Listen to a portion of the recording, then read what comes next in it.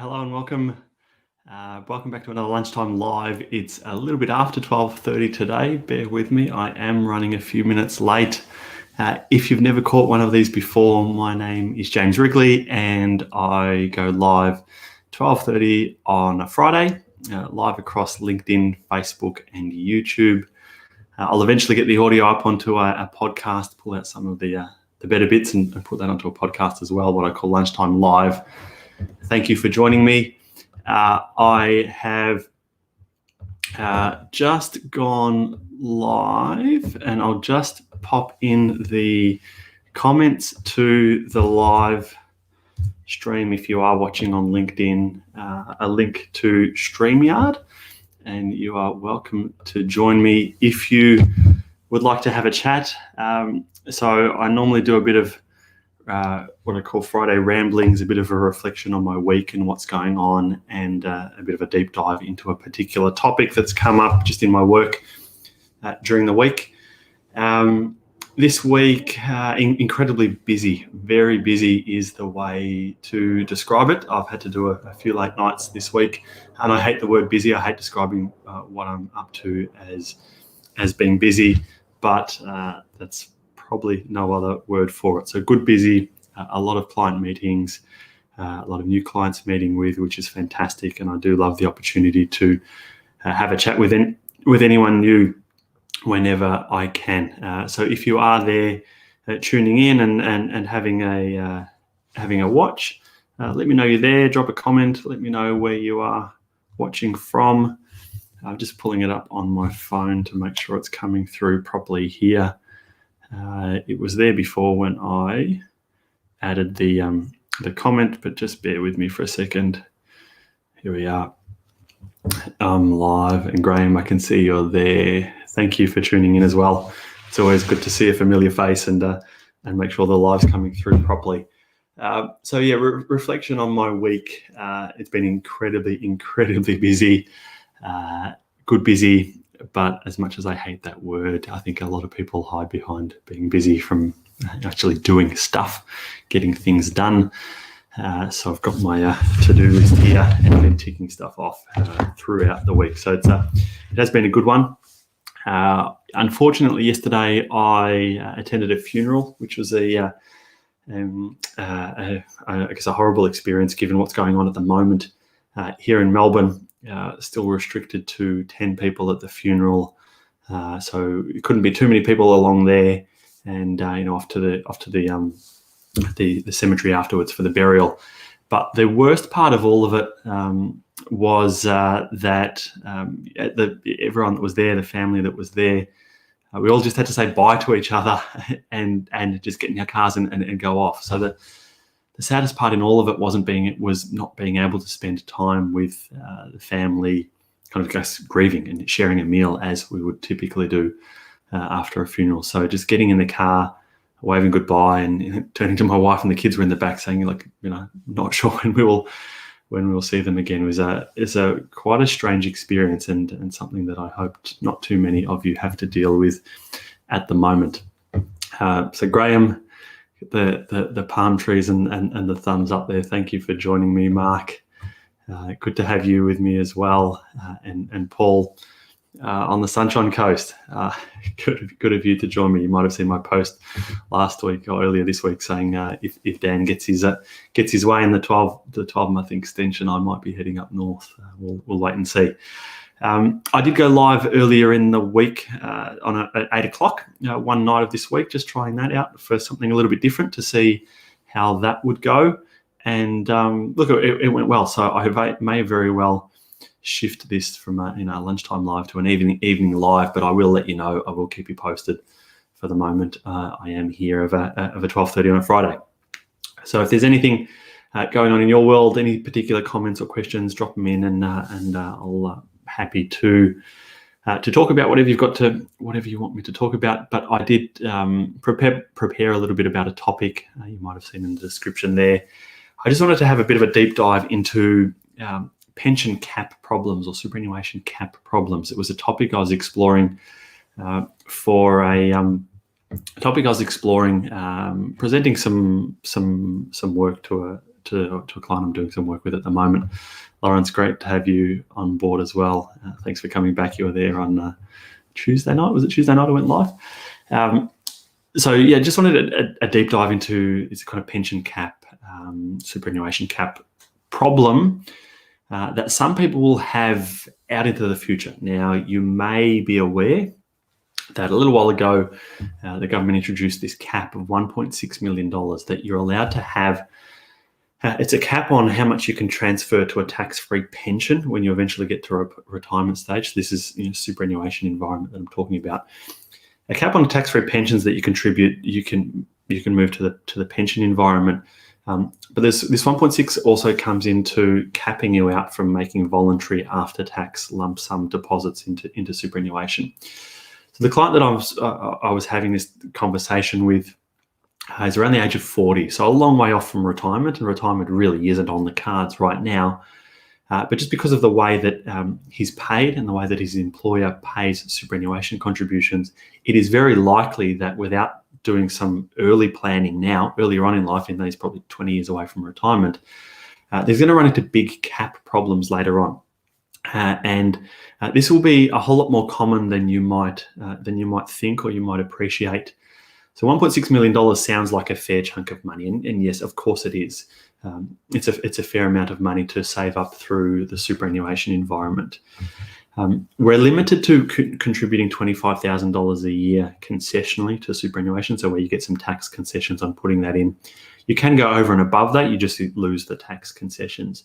And that's an important point that I want to just touch on for a second. There are a lot of people out there that are earning good money, $200,000, $300,000 a year, that the 9.5% super contributions, the default contributions, that if their employer's paying on the full salary, gets them to $25,000 a year. So there's not much more that they're doing there. But there are also a lot of employers out there that have some type of matching system in place.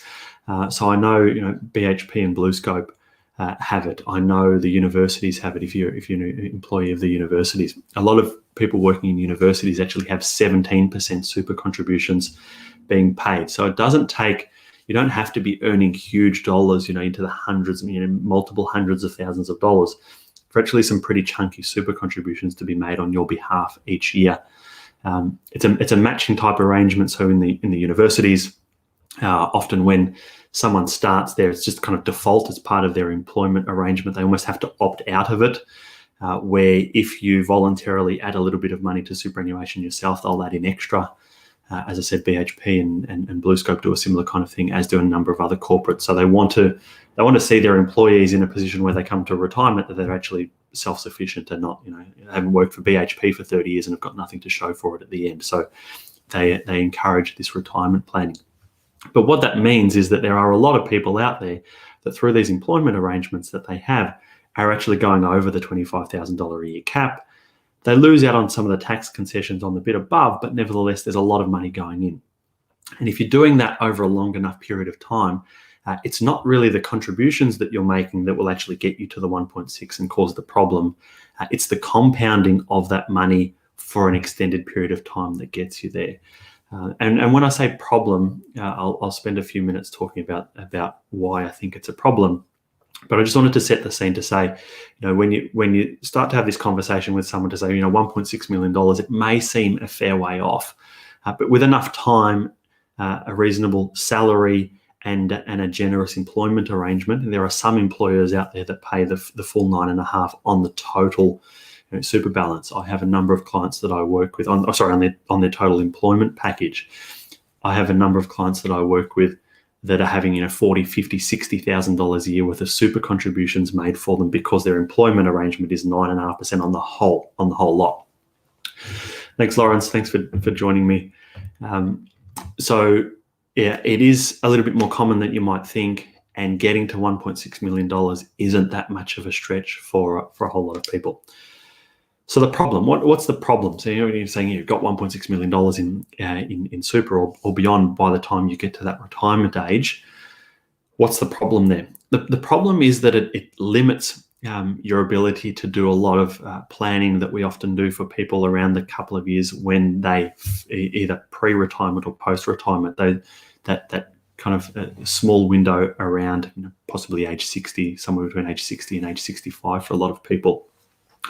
First things first, you can only start a pension with $1.6 million.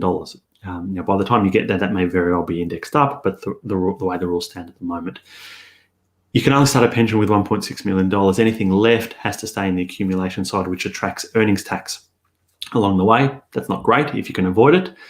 If you've got a partner, it would be more ideal if you could spread that between the two of you so that you both had money in superannuation and you're both at or under that $1.6 million cap, so you both are benefiting from the tax-free arrangements.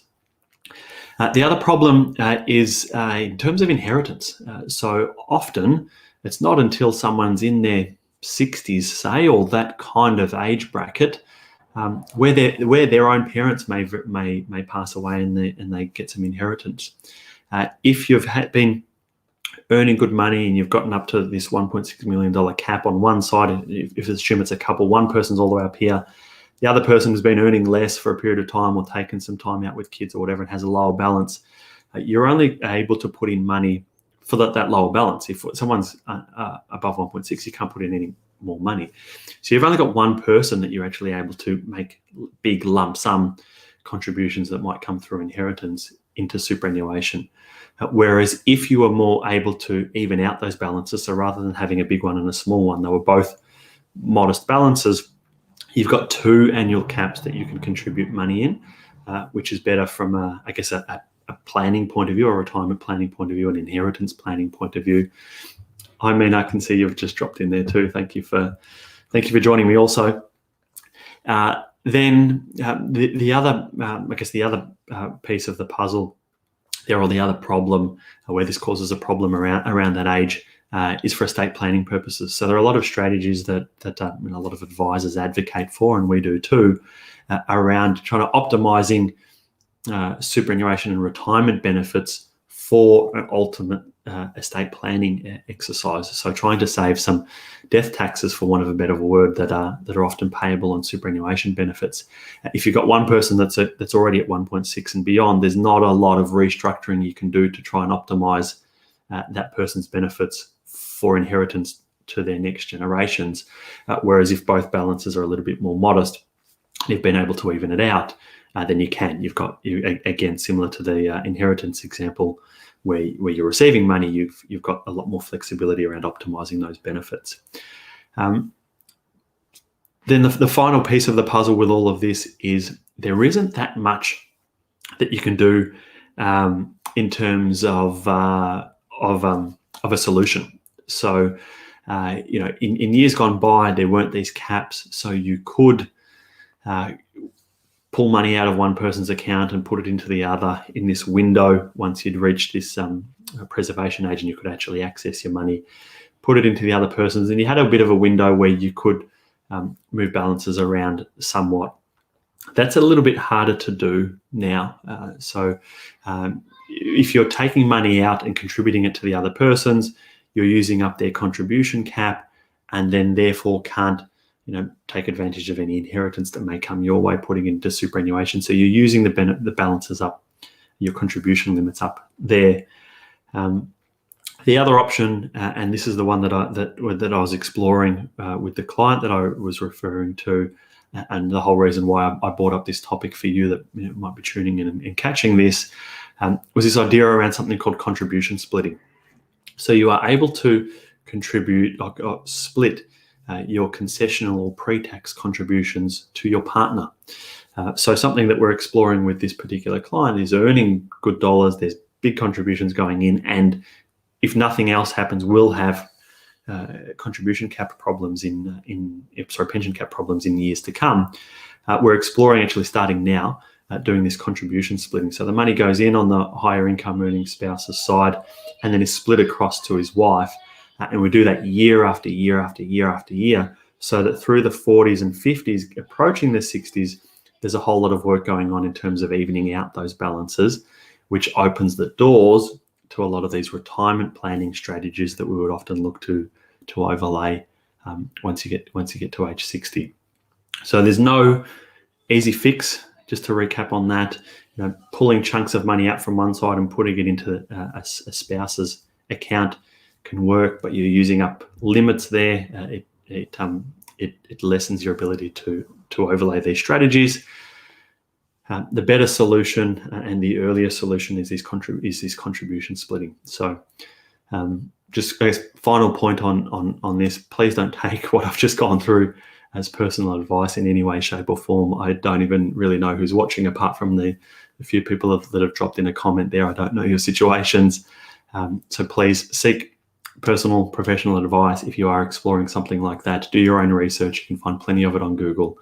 But it's a thing called contribution splitting, where you move contributions that have gone in for you to your partner or your spouse, and it's one strategy for trying to even out balances much earlier in life, to account for, I guess, what the rules as they stand now, but what they may change to in years to come. You can imagine over the next 15, 20 years, there will probably be more rule changes with superannuation. There always tends to be. It's a moving beast over time. So just need to be preparing for that, and often having two equal balances is better than one bigger balance. So that's it for me today. If there's any final questions or comments, drop them in, and I guess I'll open up a bit of a chat to you all. Mina, feeling good today. All good. I've had to do a few late nights, but getting through. I was a bit late starting today. The sun's out. It's a beautiful day here in Melbourne again today. So I snuck in a walk between my previous client meeting that I had and then starting this live. Make the most of the sunshine whilst I can during the middle of the day.